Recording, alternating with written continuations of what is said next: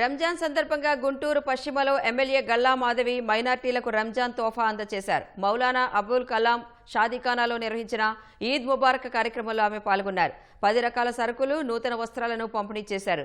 Shri Bhramara townships private limited తరపున కానుకలు అందజేశారు. మైనార్టీ బాలికల కోసం ఉర్దూ పాఠశాల నిర్మిస్తామని హామీ ఇచ్చారు.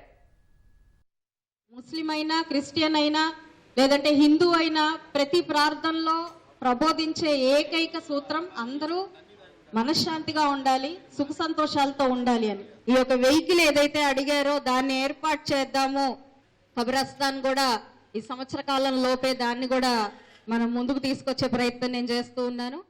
విద్య పరంగా, వైద్యం పరంగా ఎంత అవసరమో, ఇంకా ఎదగాల్సిన అవసరం ఎంత ఉందో తెలుసుకోవడం, దానికి సంబంధించి ఎంపీ గారితో, పెంపసాని చంద్రశేఖర్ గారితో చర్చించడం, ఉర్దూ మీడియంలో స్కూల్ కూడా కట్టించాలి అని నిర్ణయం సంకల్పం చేయటం, మన మైనార్టీ మిత్రులు లీడర్లతో పలుమార్లు చర్చించి సరైన ప్రాంతాన్ని ఎంపిక చేస్తున్న కార్యక్రమం జరుగుతూ ఉంది. శ్రీ భ్రమరా టౌన్షిప్స్ కంపెనీ తరపు నుంచి జనాజీ వెహికల్ ని మాత్రం ఇమీడియట్ గా డెలివరీ, ఈ వారం రోజుల్లోనే మీ డెలివరీ అందేలాగా చేస్తాం.